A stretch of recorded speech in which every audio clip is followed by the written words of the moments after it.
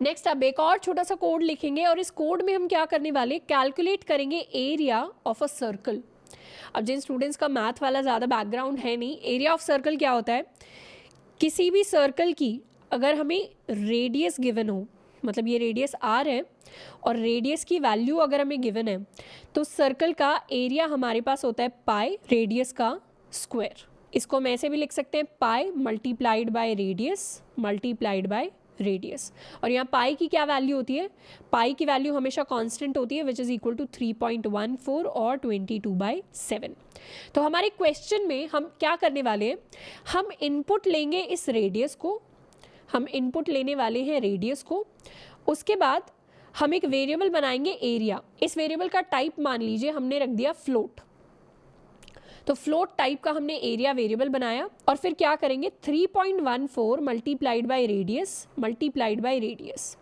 इस तरीके से पाई आर स्क्वायर करके हमने एरिया कैलकुलेट कर लिया और अब प्रिंट करवा लेंगे अपने एरिया वेरिएबल को। वही सेम प्रोसेस रहेगा, पहले कुछ वैल्यू इनपुट लेनी है, फिर उससे कुछ काम करवाना है, फिर हमें कुछ आउटपुट प्रिंट करवाना है। इनपुट क्या लेना है, इनपुट लेना है रेडियस, काम क्या करवाना है, काम में कैलकुलेट करवाना है एरिया, मतलब pi multiplied by radius multiplied by radius. Output में क्या करवाना है, आउटपुट में प्रिंट करवाना है हमें area of the circle which is pi r square. अब इसका कोड लिखकर देखते हैं। कोड के अंदर हम सबसे पहले क्या करेंगे, अपनी स्कैनर क्लास तो हमें बनाए रखनी है, क्योंकि कुछ भी इनपुट लेने के लिए हमें स्कैनर ऑब्जेक्ट की ज़रूरत पड़ती है। उसके बाद हम क्या करने वाले हैं, एक फ्लोटिंग वेरिएबल बना लेते हैं रेडियस, यानी 3.14 भी हो सकती है रेडियस, 4.85 भी हो सकती है, 1.2 भी हो सकती है, 1 भी हो सकती है। तो radius is equal to sc dot next float. उसके बाद फ्लोट टाइप का ही हम एरिया वेरिएबल बनाएंगे जिसमें 3.14 multiplied by radius multiplied by radius. And finally क्या करेंगे, system dot out dot print ln। और नेक्स्ट लाइन में हम क्या प्रिंट करवाने वाले हैं, हम प्रिंट करवाएंगे अपने एरिया वेरिएबल को। अब इसको करते हैं रन। रन करने के लिए हम जा रहे हैं अपने टर्मिनल में एंड यहाँ पर एक एरर आया है। एरर आया है कि हम डबल को फ्लोट में नहीं कन्वर्ट कर सकते। यहाँ पर डबल और फ्लोट में कन्वर्ट करने का क्या मतलब है, बेसिकली जो भी आप डेसिमल वैल्यू, हम अपने प्रोग्राम में कोई भी अगर डेसिमल वैल्यू लिख देते हैं और हम बताते नहीं कि ये डेसिमल वैल्यू फ्लोट है या डबल है, क्योंकि दोनों के अंदर ही डेसिमल यूज होता है, तो जावा ऑटोमेटिकली हर डेसिमल वाली वैल्यू को डबल ले लेता है, उसको फ्लोट नहीं मानता। तो किसी भी डेसिमल वैल्यू को, मतलब इस 3.14 को डबल की जगह फ्लोट लेने के लिए हमें क्या करना पड़ेगा, यहाँ पर हम लगा देंगे एक छोटा सा f।